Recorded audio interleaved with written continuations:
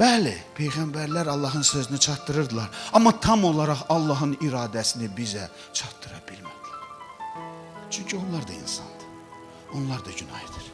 Onların da zəif yeri var. Onların da belə xilaskara ehtiyacı var. Onların da belə qurbana ehtiyacı var.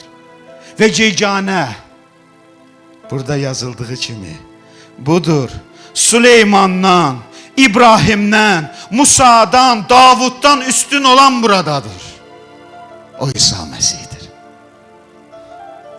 İsa yeganə şəxsdir ki, Süleyman müdriklik istəyirdisə, İsa müdrikliyin özüdür. İsa Allahın qüdrətidir. İsa Allahın yer üzünə gələn iradəsidir. İsa yer üzünə gələn mərhəmətidir, sülhüdür, sevincidir. Allahın bəhrəsidir, bizə verilir. Və yeganə İsa'dır ki, demədiyi mən. Allah Süleymana 2 dəfə xəbərdarlıq elədi ki, o bütlərə səcdə eləmə. Amma bu sözünə qulaq asmadı. Amma İsa görün nə deyir ki, budur gəlmişəm sənin iradəvi yerinə yetirib.